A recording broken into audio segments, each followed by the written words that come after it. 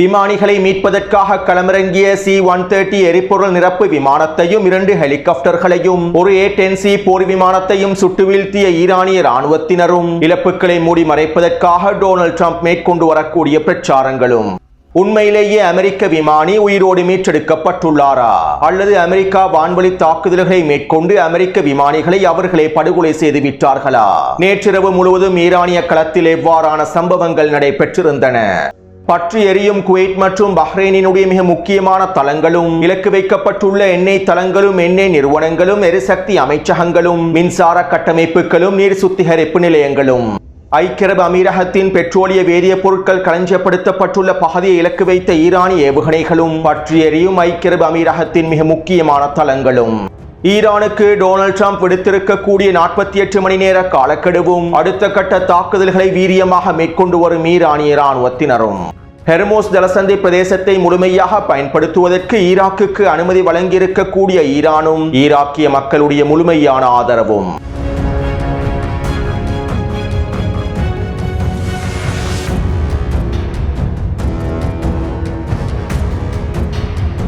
ஈரானின் IRGC ராணுவத்தின் முன்னாள் தலைமை அதிகாரியான தியாகி காசிம் சுலைமானி அவர்களுடைய மருமகளும் பேத்தியும் அமெரிக்காவில் கைது செய்யப்பட்டிருப்பதாக தகவல்கள் வெளியாகி இருந்தன. மேலும் இது தொடர்பாக அமெரிக்காவினுடைய வெளியுறவுத்துறை அமைச்சர் மார்க்கோ ரூபியோவே எக்ஸ் தளத்தில் இவ்வாறு பதிவிட்டிருந்தார். நாங்கள் காசிம் சுலைமானியின் மருமகளையும் அவருடைய பேத்தியையும் கைது செய்துவிட்டோம். ஈரான் இஸ்லாமிய குடியரசுக்கு ஆதரவாக இருந்து கொண்டு அமெரிக்க ராணுவத்திற்கு எதிராக கருத்துக்களை பதிவிட்டுக் கொண்டு அமெரிக்காவிலே யாருக்கும் இருக்க முடியாது. அமெரிக்க ராணுவத்தினர் கொல்லப்படுவதனை அமெரிக்காவில் இருந்து கொண்டு மகிழ்ச்சி அடைய முடியாது. மேலும் இதனால் நாங்கள் தற்போது காசிம் சுலைமானியின் மருமகளையும் பேத்தியையும் கைது செய்து தடுத்து வைத்துள்ளோம். விரைவில் அவர்களை நாங்கள் நாட்டை விட்டே வெளியேற்றி விடுவோம். மேலும் இதே போன்று அமெரிக்காவுக்குள் இருந்து கொண்டு அமெரிக்க ராணுவத்திற்கு எதிராகவும் அமெரிக்காவுக்கு எதிராகவும் குரல் எழுப்பக்கூடிய ஒவ்வொருவரையும் நாங்கள் அமெரிக்காவை விட்டே வெளியேற்றி விடுவோம் என அமெரிக்க வெளியுறவுத்துறை அமைச்சர் மார்க்கோ ரூபியோ எக்ஸ் தளத்தில் பதிவிட்டிருந்தார். இதைத் தொடர்ந்து காசிம் சுலைமானியினுடைய மகள் ஈரானிய ஊடகங்களின் வாயிலாக இவ்வாறு தெரிவித்தார். அமெரிக்காவிலே கைது செய்யப்பட்டிருக்கக்கூடிய 2 பெண்களுக்கும் என்னுடைய தந்தையான காசிம் சுலைமானி அவர்களுக்கும் எந்த விதமான தொடர்பும் இல்லை. அவர்கள் எங்களுடைய உறவினர்கள் அல்ல. டொனால்ட் ட்ரம்பினுடைய நிர்வாகம் வேண்டுமென்றே புனையப்பட்ட கதைகளை வெளியிடுகின்றது. இவற்றை நாங்கள் முழுமையாக நிராகரிக்கின்றோம் என காசிம் சுலைமானியினுடைய மகள் ஈரானிய ஊடகங்களின் வாயிலாக அதிரடியான கருத்துக்களை வெளியிட்டிருந்தார். அடுத்து அமெரிக்க இராணுவத்தினை தொடர்ந்து டொனால்ட் ட்ரம்பினுடைய நிர்வாகத்திலும் அமைச்சரவையிலும் மிக முக்கியமான மாற்றங்கள் ஏற்பட போவதாக தகவல்கள் வெளியாகியுள்ளன. ஈரானுக்கு எதிரான போர் ஆரம்பிக்கப்பட்டதிலிருந்து வெள்ளை மாளிகையிலும் அமைச்சரவையிலும் மிகப்பெரிய சிக்கல்கள் ஏற்பட்டுள்ளன. வெள்ளை மாளிகைக்குள் ஸ்திரத்தன்மையற்ற நிலைமை ஏற்பட்டுள்ளது.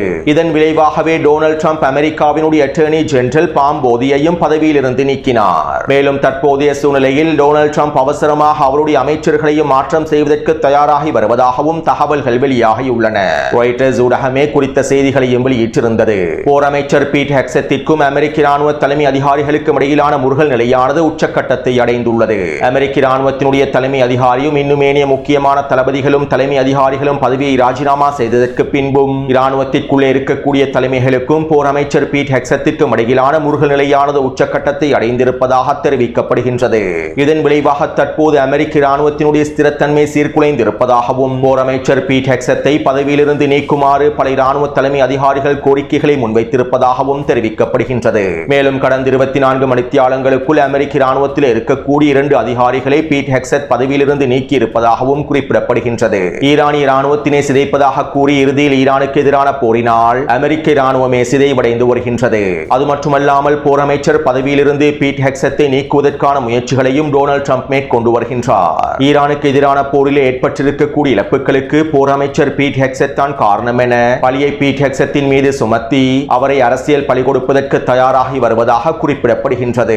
ஈரானுக்கு எதிரான போர் ஆரம்பிக்கப்பட்டதிலிருந்து பிழையான வழிகாட்டுதல்களை போர் அமைச்சர் பீட் ஹெக்ஸெட் வழங்கியதன் விளைவாகவும் அமெரிக்க இராணுவத்தினை தவறாக வழிநடத்தியதன் விளைவாகவுமே இவ்வாறான இழப்புகள் ஏற்படுத்தப்பட்டுள்ளன.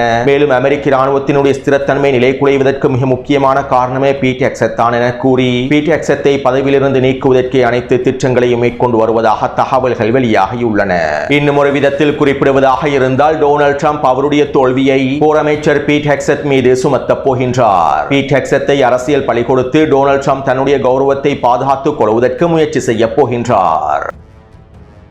அடுத்து ஈரானுக்கு எதிரான போரிலே பயன்படுத்துவதற்காக திட்டமிடப்பட்டிருந்த வெடிப்பொருட்கள், ஆயுதங்கள், வெடிகுண்டுகள், வான் பாதுகாப்பு ஏவுகணைகள் நினைத்ததை விட பல மடங்கு அதிகளவாக பயன்படுத்தப்பட்டு விட்டதாக அமெரிக்க இராணுவ ஆய்வாளர்கள் கருத்துக்களை வெளியிட்டுள்ளார்கள். அதாவது அமெரிக்க இராணுவத்தினர் நினைத்ததை விட ஈரானுக்கு எதிராக அதிகளவான ஏவுகணை கையிருப்புகளையும், வெடிகுண்டு கையிருப்புகளையும், வான் பாதுகாப்பு ஏவுகணை கையிருப்புகளையும் பயன்படுத்தி விட்டார்கள். இதனால் அமெரிக்காவினுடைய ஆயுத கையிருப்பானது பல மடங்கினால் குறைவடைந்துள்ளது. மேலும் இனி வரக்கூடிய நாட்களில் சீனாவோடு ஏதாவது நேரடியான போரில் களமிறங்க வேண்டிய சூழ்நிலை ஏற்பட்டால் இதன்போது பயன்படுத்துவதற்கு எங்களிடம் ஏவுகணைகளோ, ஆயுதங்களோ, வான் பாதுகாப்பு அமைப்புகளோ இருக்காது என்றும் குறித்த அமெரிக்க இராணுவ ஆய்வாளர் சுட்டிக்காட்டியுள்ளார். ஈரானுக்கு எதிராக பயன்படுத்தப்படும் மிக முக்கியமான ஏவுகணையான ஜெசமியார் ஸ்டெல்த் குரூஸ் ஏவுகணையினுடைய 2300 கையிருப்புகளே அமெரிக்காவிடம் இருந்தன. 1300 ஸ்டெல்த் குரூஸ் ஏவுகணைகளை அமெரிக்கா பயன்படுத்திவிட்டது. தற்போது 1000க்கும் குறைவான கையிருப்புகளே காணப்படுகின்றன. மேலும் இந்த கையிருப்பானது அமெரிக்காவின் நட்பு நாடுகளில் இருக்கக்கூடிய ஏவுகணைகளையும் ஒன்று சேர்த்தே காணப்படுகின்றது.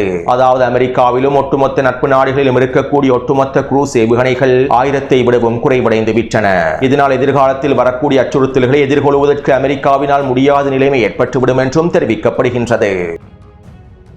உண்மையில் தற்போது ஏற்பட்டிருக்கக்கூடிய நிலைமையானது சீனாவுக்கு ஒரு சிறந்த வாய்ப்பை ஏற்படுத்தி கொடுத்துள்ளது. தற்போது சீனா தாய்வானுக்கு எதிராகவும் அல்லது ஜப்பானுக்கு எதிராகவும் போரை ஆரம்பித்தால் அது அமெரிக்காவுக்கு மிகப்பெரிய பேரிழப்பை ஏற்படுத்தும். மேலும் தாய்வானையும் ஜப்பானையும் அமெரிக்காவினால் காப்பாற்ற முடியாத நிலைமை ஏற்பட்டுவிடும். உண்மையிலேயே இந்த சந்தர்ப்பம் சீனாவுக்கு கிடைத்திருக்கக்கூடிய மிக முக்கியமான சந்தர்ப்பமாகும். ஆனால் சீனா இந்த சந்தர்ப்பத்தினை பயன்படுத்துவதற்கு பயப்படுகின்றது. பொருளாதார ரீதியாக அமெரிக்காவை வீழ்த்துவதற்கு சீனா பல வேலை திட்டங்களை மேற்கொண்டு அமெரிக்காவுக்கு எதிராக நேரடியாக களமிறங்குவதற்கு சீனா பயப்படுகின்றது. தாய்வானை கைப்பற்றுவதற்கு அல்லது ஜப்பானுக்கு எதிரான போரை ஆரம்பிப்பதற்கு சீனா தயங்குகின்றது.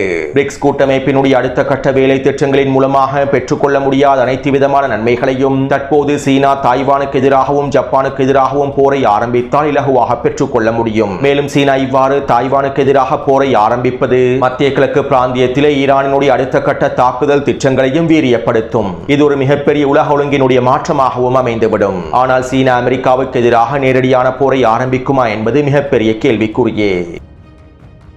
அடுத்து ஆயிரக்கணக்கான லட்சக்கணக்கான ஈராக்கிய மக்கள் அணிதிரண்டு ஈரானுக்கான முழுமையான ஆதரவை வெளிப்படுத்தி இருந்தார்கள். இவை தொடர்பான காணொளிகளை டெலிகிராம் சேனலில் பதிவிட்டுள்ளேன். மேலும் ஈரானுக்கு ஆதரவாக திரண்டெழுந்த ஈராக்கிய மக்கள் பல கோஷங்களையும் எழுப்பி இருந்தார்கள். மத்திய கிழக்கு பிராந்தியத்திலிருந்து அமெரிக்கா முழுமையாக வெளியேற்றப்பட வேண்டும், அமெரிக்கா முடிவுக்கு கொண்டு வரப்பட வேண்டும், ஜியோனிச ஆக்கிரமிப்பு முடிவுக்கு கொண்டு வரப்பட வேண்டும், பலஸ்தீனிய மக்கள் சிந்திய ரத்தத்திற்காக நாங்கள் இவர்களை பழி வாங்க வேண்டும், ஈரானிய மக்களுடைய ரத்தத்திற்காக இவர்களை நாங்கள் பழி வாங்க வேண்டும், மத்திய கிழக்கு பிராந்தியத்திலிருந்து அமெரிக்காவை முழுமையாக வெளியேற்றுவதன் மூலமாகவே ஜியோனிச ஆக்கிரமிப்பை பலவீனப்படுத்த முடியும், பலஸ்தீனிய மக்களுக்கான விடிவையும் பெற முடியும். மேலும் இதற்காக நாங்கள் ஈரானுக்கு முழுமையான ஆதரவை வழங்குகின்றோம், ஈராக்கிய மக்கள் அனைவரும் ஒன்றுபட்டு ஈரானுக்கு முழுமையான ஆதரவை வழங்குகின்றோம் என கோஷங்களை எழுப்பி ஆயிரக்கணக்கான லட்சக்கணக்கான ஈராக்கிய மக்கள் ஈரானுக்கான முழுமையான ஆதரவை வெளிப்படுத்தி இருந்தார்கள்.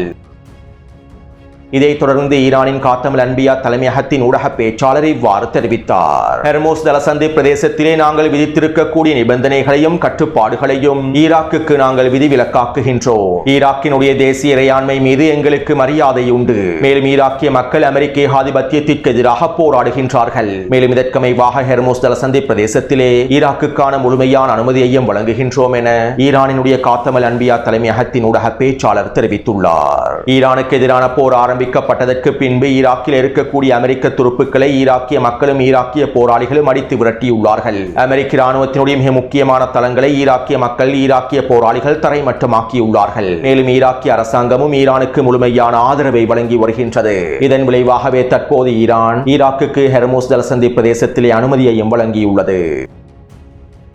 அடுத்து விரக்தி அடைந்து மன அழுத்தத்தினால் பாதிக்கப்பட்டிருக்கக்கூடிய டொனால்ட் ட்ரம்ப் நேற்றிரவு ஈரானுக்கு எதிரான இறுதி எச்சரிக்கைகளை வெளியிட்டிருந்தார். ஒரு ஒப்பந்தத்தினை செய்து கொள்வதற்கு அல்லது ஹெர்மோஸ் ஜலசந்தி பிரதேசத்தினை முழுமையாக திறப்பதற்கு நான் ஈரானுக்கு 48 மணி நேர காலக்கெடுவை விதிக்கின்றேன். இந்த 48 மணி நேரத்திற்குள் ஈரான் ஒப்பந்தத்தினை செய்து கொள்ளாவிட்டால், ஹெர்மோஸ் ஜலசந்தி பிரதேசத்தினை முழுமையாக திறக்காவிட்டால் நாங்கள் ஈரானுக்கு நரகத்தை காண்பிப்போம், நரகம் ஈரானின் மீது கவிழும் என டொனால்ட் ட்ரம்ப் ட்ரூத் சோஷியல் தளத்தில் பதிவிட்டிருந்தார். அதே நேரம் இன்னும் 48 மணித்தியாலங்களுக்கு பின்பு பங்குச் சந்தைகளை திறந்து ஈரானுக்கு எதிரான ஃபைனல் ப்ளோ தாக்குதல்களை டொனால்ட் ட்ரம்ப் மேற்கொள்வாரா அல்லது அனுமதிப்பாரா என்பது கேள்விக்குரியே. பெரும்பாலும் அடுத்த வெள்ளிக்கிழமை தான் ஃபைனல் ப்ளோ தாக்குதல்கள் ஆரம்பிக்கப்படுவதற்கான வாய்ப்புகள் இருக்கின்றன.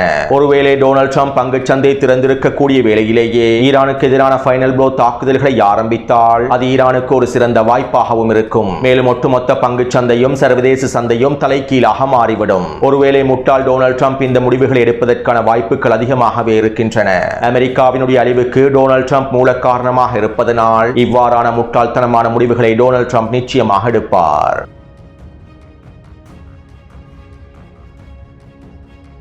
சுட்டு வீழ்த்தப்பட்ட F-15 போர் விமானத்தினுடைய விமானிகளை தேடும் பணிகள் நேற்றிரவு மும்முரமாக நடைபெற்றிருந்தன.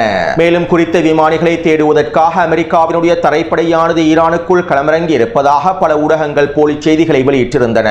அமெரிக்காவினுடைய தரைப்படையானது ஈரானுக்குள் களமிறங்கவில்லை. அமெரிக்காவின் விமானப்படைகளே இந்த தேடுதல் நடவடிக்கைகளை மேற்கொண்டிருந்தன. மேலும் அமெரிக்காவின் விசேட படைப்பிரிவான பெராட்ரூபஸ் படைப்பிரிவு முழுமையாக களமிறங்கி இருந்தார்கள். விமானி இருக்கக்கூடிய இடத்தை கண்டுபிடித்ததும் பாராசூட் மூலமாக அவரை காப்பாற்ற கொண்டு செல்வதற்காக அமெரிக்காவின் பாராசூட் படைப்பிரிவினர் முழுமையாக தயாராக இருந்தார்கள். இதற்கமைவாக நேற்றிரவு தேடுதல் பணிகளை வீரியப்படுத்துவதற்காக அமெரிக்கா அதிகளவான போர் விமானங்களோடும் எரிபொருள் நிரப்பு விமானங்களோடும் ஹெலிகாப்டர்களோடும் ஈரானினுடைய எல்லை பிரதேசத்திலே களமிறங்கியது. குறித்த வரைபடத்திலே பச்சை நிறத்தினால் காண்பிக்கப்பட்டிருக்கக்கூடிய ஈரான் ஈராக்கிய எல்லை பிரதேசமான கூதஸ்தான் பிரதேசத்திலேயே முழுமையாக களமிறங்கியிருந்தார்கள். மேலும் இந்த தடவை அதிகளவான போர் விமானங்கள் குறைந்த உயரத்தில் பறக்கவில்லை. ஈரானிய தரப்பினர் சுட்டு வீழ்த்துவார்கள் என்கின்ற பயத்தின் காரணமாக குறைந்த உயரத்தில் அவர்கள் பறக்கவில்லை. அத்தோடு ஈரானிய ராணுவத்தினரும் F-15 போர் விமானம் வீழ்த்தப்பட்ட பகுதியான கக்லியுகே பகுதியை முழுமையாக முற்றுகையிட்டிருந்தார்கள். மேலும் ஈரானிய ராணுவத்தினரும் பெசிச் படைப்பிரிவினரும் குறித்த பிரதேசத்தில் இருக்கக்கூடிய மக்களும் விமானியை தேடுவதற்கான எல்லாவிதமான முயற்சிகளையும் மேற்கொண்டிருந்தார்கள். இருப்பினும் குறித்த பிரதேசமானது சாதாரணமான தரைமட்டமான பிரதேசம் அல்ல. மிகப்பெரிய மலை குன்றுகளினாலும் மலைத்தொடர்களினாலும் இருக்கக்கூடிய பிரதேசமாகும். சாதாரணமாக கடக்க முடியாத மிகப்பெரிய மலைத்தொடர்களை கொண்டிருக்கக்கூடிய பிரதேசமாகவே குறித்த பிரதேசம் காணப்படுகின்றது. இந்த பிரதேசத்திலே மீட்பு பணிகளை மேற்கொள்வது என்பது சாதாரண விடயமல்ல. அத்தோடு மலை பிரதேசத்தில் விமானம் சுட்டு வீழ்த்தப்பட்டிருப்பதனால் மலை உச்சி பிரதேசத்தில் தான் விமானி மறைந்திருப்பதற்கான வாய்ப்புகள் அதிகமாக இருந்தன. மேலும் இந்த சந்தர்ப்பத்திலே விமானிகளை கண்டுபிடிப்பதற்கு ஈரான் ஹெலிகாப்டர்களை களமிறக்கி இருந்தால் அவற்றுக்கு எதிராக தாக்குதல்களை மேற்கொண்டிருப்பார்கள். இதனால் ஈரான் ஹெலிகாப்டர்களையும் களமிறக்கவில்லை. தரைப்படையையும் பசிச் படைப்பிரிவினரையும் பயன்படுத்தி முடியுமான அளவுக்கு தேடுதல் நடவடிக்கைகளை மேற்கொண்டார்கள். இதைத் தொடர்ந்து கூதஸ்தானினுடைய சஹார் மஹால் பிரதேசத்தில் தான் விமானி இருப்பதாக தகவல்கள் வெளியாக இருந்தன. மேலும் அமெரிக்க போர் விமானங்களும் குறித்த பிரதேசத்தில் இருக்கக்கூடிய மலைத்தொடர்களை நோக்கியே விரைந்திருந்தன. மேலும் இதன் போது ஈரானிய பசிச் படைப்பிரிவினரும் குறித்த மலைத்தொடரை நோக்கி விரைந்திருந்தார்கள். இந்த சந்தர்ப்பத்தில் அமெரிக்கா குறித்த மலைத்தொடரை சுற்றி வளைத்து வான்வெளி தாக்குதல்களை மேற்கொண்டது. ஈரானிய ராணுவத்தின் பசிச் படைப்பிரிவினுடைய தேடுதல் நடவடிக்கைகளை சீர்குலைக்கும் முகமாக குறித்த பகுதியிலே உச்ச வான்வெளி தாக்குதல்களை மேற்கொண்டது. அது மட்டுமல்லாமல் ஈரானினுடைய IRIB தொலைக்காட்சி நிறுவனத்தை இலக்கு வைத்தும் தாக்குதல்களை மேற்கொண்டிருந்தது. சுருக்கமாக குறிப்பிடுவதாக இருந்தால் கூதஸ்தான் பிரதேசத்தை சுற்றி வளைத்து அமெரிக்க போர் விமானங்கள் வீரியமான உச்ச வான்வெளி தாக்குதல்களை மேற்கொண்டிருந்தன. விமானியை தேடும் நடவடிக்கைகளை முழுமையாக முடக்குவதற்காகவே இந்த தாக்குதல்கள் மேற்கொள்ளப்பட்டிருந்தன. அத்தோடு குறித்த பிரதேசத்திலே இரு தரப்பினருக்கும் இடையில் மோதல்களும் தீவிரமடைந்துள்ளன. இதன்போது ஈரானிய ராணுவத்தினர் மேன்பேட் ஏவுகணைகள் மூலமாக அமெரிக்க போர் விமானங்களை இலக்கு வைத்தும் ஹெலிகாப்டர்களை இலக்கு வைத்தும் எரிபொருள் நிரப்பு விமானங்களை இலக்கு வைத்தும் தாக்குதல்களை மேற்கொண்டுள்ளார்கள். இந்த தாக்குதலிலே ஒரு C-130 எரிபொருள் நிரப்பு விமானமும் 2 ஹெலிகாப்டர்களும் ஒரு A-10 போர் விமானமும் சுட்டு வீழ்த்தப்பட்டுள்ளன. மலை உச்சி பிரதேசத்திலேயே இந்த போர் விமானங்களும் எரிபொருள் நிரப்பு விமானங்களும் சுட்டு வீழ்த்தப்பட்டன. இதைத் தொடர்ந்து அமெரிக்க போர் விமானங்கள் குறித்த பிரதேசத்திலே உச்ச வான்வெளி தாக்குதல்களை மேற்கொண்டது. இவ்வாறு வான்வெளி தாக்குதல்களை மேற்கொண்டு 2 மணித்தியாலத்திற்கு பின்பு டொனால்ட் ட்ரம்ப் விமானியை மீட்டெடுத்து விட்டதாக ட்ரூத் சோஷியல் தளத்தில் பதிவிட்டார். அது மட்டுமல்லாமல் சுட்டு வீழ்த்தப்பட்ட C-130 எரிபொருள் நிரப்பு விமானத்தை அமெரிக்க ராணுவத்தினரே குண்டு வைத்து தகர்த்ததாகவும் மலையுச்சி பிரதேசத்தில் குறித்த விமானம் சிக்கிக் கொண்டதற்கு பின்பு குறித்த விமானம் ஈரானியர்களின் கைகளில் கிடைத்துவிடக் கூடாது என்பதற்காக அமெரிக்க ராணுவத்தினரே குறித்த விமானத்தை குண்டு வைத்து தகர்த்ததாகவும் அமெரிக்க ராணுவ அதிகாரிகள் அமெரிக்க ஊடகங்கள் மூலமாக கருத்துக்களை வெளியிட்டார்கள். அது மட்டுமல்லாமல் ட்ரூத் சோஷியல் தளத்தில் டொனால்ட் ட்ரம்ப், நாங்கள் எங்களுடைய 2 விமானிகளையும் மீட்டெடுத்து விட்டோம், சனிக்கிழமையே ஒரு விமானியை மீட்டெடுத்து விட்டோம், அவை தொடர்பான தகவல்களை நாங்கள் தகவல்கள் வெளியிடவில்லை. மேலும் தற்போது நாங்கள் அடுத்த விமானியை மீட்டெடுத்து விட்டோம். இது அமெரிக்க இராணுவ வரலாற்றிலேயே மிக முக்கியமான சம்பவமாக கருதப்படுகின்றது. இந்த நடவடிக்கையில் ஒரு அமெரிக்க அதிகாரி கூட உயிரிழக்கவில்லை. அமெரிக்க போர் விமானங்களுக்கும் எந்தவிதமான தாக்கமும் ஏற்படுத்தப்படவில்லை. நாங்கள் பாதுகாப்பாக குறித்த விமானியை மீட்டெடுத்து விட்டோம். அவர் படுகாயம் அடைந்துள்ளார். இருப்பினும் நாங்கள் அவரை முழுமையாக மீட்டெடுத்து விட்டோம் என டொனால்ட் ட்ரம்ப் ட்ரூத் சோஷியல் தளத்தில் பதிவிட்டிருந்தார். குறித்த விமானியை மீட்டெடுப்பதற்காக களமிறங்கியிருந்த C-130 எரிபொருள் நிரப்பு விமானங்கள் சுட்டு வீழ்த்தப்பட்டதனையோ, 2 ஹெலிகாப்டர்கள் சுட்டு வீழ்த்தப்பட்டதனையோ, அமெரிக்க அதிகாரிகள் கொல்லப்பட்டிருப்பதனையோ, போர் விமானங்கள் சுட்டு வீழ்த்தப்பட்டிருப்பதனையோ டொனால்ட் ட்ரம்ப் குறிப்பிடவில்லை. மேலும் இந்த தோல்விகளை மூடி மறைப்பதற்காக நாங்கள் விமானியை மீட்டெடுத்து விட்டோம், எந்த இழப்புகளும் எங்களுக்கு ஏற்படவில்லை என்றே டொனால்ட் ட்ரம்ப் பதிவிட்டிருந்தார். அதே நேரம் குறித்த சம்பவம் தொடர்பாக சில ஈரானிய ஆய்வாளர்கள் இவ்வாறு தெரிவித்துள்ளார்கள். அவர்கள் விமானியை மீட்டெடுக்கவில்லை. மலையுச்சி பிரதேசத்திலும் அவர்கள் உச்ச வான்வெளி தாக்குதல்களை மேற்கொண்டு விமானியை மீட்டெடுக்க முடியாததன் காரணத்தினால் அவரை படுகொலை செய்வதற்கு இவ்வாறான தாக்குதல்களை மேற்கொண்டிருந்தார்கள். மேலும் விமானி கொல்லப்பட்டிருப்பது உறுதி செய்யப்பட்டிருக்கும். இதற்கு பின்பே விமானியை மீட்டெடுத்து விட்டதாகவும் டொனால்ட் ட்ரம்ப் அறிவித்துள்ளார் என சில ஈரானிய ஆய்வாளர்கள் கருத்துக்களை வெளியிட்டுள்ளார்கள். அதாவது தோல்வியை மூடி மறைப்பதற்காக அமெரிக்கா மிகப்பெரிய நாடகத்தை அரங்கேற்றுகின்றது. சுட்டு வீழ்த்தப்பட்ட C-130 எரிபொருள் நிரப்பு விமானங்கள், ஹெலிகாப்டர்கள் மற்றும் போர் விமானங்கள் தொடர்பான புகைப்படங்களை ஈரானிய இராணுவத்தினர் வெளியிட்டுள்ளார்கள். மலையுச்சி பிரதேசத்தில் இவை சுட்டு வீழ்த்தப்பட்டிருப்பது உறுதி செய்யப்பட்டுள்ளது. மேலும் அமெரிக்க விமானி உயிரோடு இருப்பதற்கான எந்தவிதமான தகவல்களையும் அவர்கள் வெளியிடவில்லை. மேலும் உயிரோடு இருக்கக்கூடிய அமெரிக்க விமானி தொடர்பான எந்தவிதமான புகைப்படங்களையும் அவர்கள் வெளியிடவில்லை. மேலும் போலியான புகைப்படங்களை கூட வெளியிடுவதற்கான வாய்ப்புகள் இருக்கின்றன. உண்மையிலேயே மீட்பு பணிக்காக களமிறங்கிய அமெரிக்க விமானப்படை மிகப்பெரிய இழப்புகளை சந்தித்துள்ளது. இவற்றை மூடி மறைப்பதற்காகவே இவ்வாறான நாடகங்களையும் போலி பிரச்சாரங்களையும் டொனால்ட் ட்ரம்பும் அமெரிக்க இராணுவத்தினரும் மேற்கொள்கின்றார்கள். அத்தோடு ஈரானின் IRGC இராணுவம் இது தொடர்பாக இவ்வாறு தெரிவித்துள்ளது. விமானியை மீட்டெடுக்கக்கூடிய அமெரிக்காவினுடைய முயற்சிகள் தோல்வியிலேயே முடிவடைந்துள்ளன. மீட்டெடுப்பதற்காக களமிறங்கியிருந்த எரிபொருள் நிரப்பு விமானத்தையும், 2 ஹெலிகாப்டர்களையும், போர் விமானத்தையும் நாங்கள் சுட்டு வீழ்த்திவிட்டோம். அமெரிக்க விமானப்படைக்கு மிகப்பெரிய இழப்புகள் ஏற்படுத்தப்பட்டுள்ளன. இவற்றையெல்லாம் மூடி மறைக்கக்கூடிய பிரச்சாரங்களையே டொனால்ட் ட்ரம்ப் மேற்கொள்கின்றார் என்றும் IRGC இராணுவம் குறித்த அறிக்கையில் தெரிவித்துள்ளது. எனவே தற்போதும் இவை தொடர்பான பல தகவல்கள் வெளியாகிய வண்ணம் இருக்கின்றன. இவை தொடர்பான மேலதிகமான தகவல்களை அடுத்த காணொளியில் பதிவிடுகின்றேன். அடுத்து நேற்றைய தினம் ஈரானினுடைய பெட்ரோலிய வேதிய பொருட்கள் களஞ்சிய சாலை ஒன்றை இலக்கு வைத்து அமெரிக்காவும் இஸ்ரேலிய ஆக்கிரமிப்பும் தாக்குதல்களை மேற்கொண்டிருந்தது. மேலும் இந்த தாக்குதலை தொடர்ந்து ஈரான் இறுதி எச்சரிக்கைகளை வெளியிட்டிருந்தது. அது மட்டுமல்லாமல் குறித்த தாக்குதல் மேற்கொள்ளப்பட்டு 24 மணித்தியாலங்களுக்குள்ளேயே அடிமை அரபு நாடுகளில் இருக்கக்கூடிய அமெரிக்க நிறுவனங்களோடு சம்பந்தப்பட்டிருக்கக்கூடிய பெட்ரோலிய வேதிய பொருட்களுடைய களஞ்சிய சாலைகளையும் முக்கியமான தளங்களையும் இலக்கு வைத்து ஈரான் தாக்குதல்களை ஆரம்பித்திருந்தது. இதற்கமைவாக நள்ளிரவு வேளையில் குவைட்டினுடைய பெட்ரோலியம் கூட்டு தாபனத்தை இலக்கு வைத்து தாக்குதல்களை மேற்கொண்டிருந்தார்கள். குவைட் பெட்ரோலியம் கூட்டு தாபனத்தினுடைய கட்டிடத்தை இலக்கு வைத்தும் ட்ரோன் தாக்குதல்களை மேற்கொண்டிருந்தார்கள். குறித்த கட்டிடத்தில் தான் எரிசக்தி அமைச்சகமும் காணப்படுகின்றது. இதை இலக்கு வைத்தும் தாக்குதல்கள் மேற்கொள்ளப்பட்டிருந்தன. இதனால் குறித்த கட்டிடத்தில் தீப்பரவல் ஏற்பட்டிருந்தது. இவை தொடர்பான காணொளிகளை டெலிகிராம் சேனலில் பதிவிட்டுள்ளேன். இந்த தாக்குதலை தொடர்ந்து குவைட்டின் மின்சார உற்பத்தி, கடல் நீரை சுத்திகரிக்கக்கூடிய உற்பத்தி தளத்தை இலக்கு வைத்தும் தாக்குதல்கள் மேற்கொள்ளப்பட்டிருந்தன. குறித்த பகுதியில் இருக்கக்கூடிய எரிவாயு தளத்தை இலக்கு வைத்தும் தாக்குதல்கள் மேற்கொள்ளப்பட்டிருந்தன. இவை தொடர்பான காணொளிகளையும் டெலிகிராம் சேனலில் பதிவிட்டுள்ளேன். மேலும் இந்த தாக்குதலினால் குவைட்டினுடைய சில பிரதேசங்களில் மின்சாரம் முழுமையாக துண்டிக்கப்பட்டிருந்ததாகவும் தெரிவிக்கப்படுகின்றது. இந்த தாக்குதலை தொடர்ந்து குவைட்டில் இருக்கக்கூடிய அமெரிக்க தளத்தின் கேம் புகேரின் பிரதேசத்தை இலக்கு வைத்து வீரியமான ஏவுகணை தாக்குதல்களை மேற்கொண்டிருந்தார்கள். இந்த தாக்குதலினால் குறித்த முகாம் பிரதேசத்திலே 10க்கும் அதிகமான வெடிப்புகள் பதிவாகியுள்ளன. இவற்றை உறுதிப்படுத்தக்கூடிய செயற்கைக்கோள் புகைப்படங்களும் வெளியாகி இருந்தன.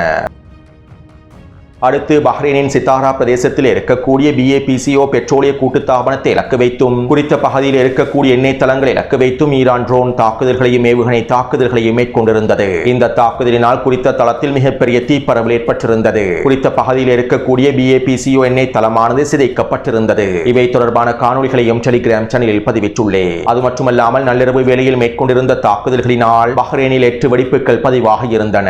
அமெரிக்க அதிகாரிகள் சிப்பாய்கள் பதுங்கியிருக்கக்கூடிய பிரதேசங்கள் தாக்குதல்கள் மேற்கொள்ளப்பட்டுள்ளன. அடுத்து அதிகாலை வேளையில் ஐக்கிய அரபு அமீரகத்தில் இருக்கக்கூடிய பெட்ரோலிய வேதிய பொருட்கள் களஞ்சிய சாலை ஒன்றை இலக்கு வைத்தும் தாக்குதல் மேற்கொள்ளப்பட்டுள்ளது. இதனால் குறித்த தளத்திலே மிகப்பெரிய தீப்பரவல் ஏற்பட்டிருப்பதாகவும் தெரிவிக்கப்படுகின்றது.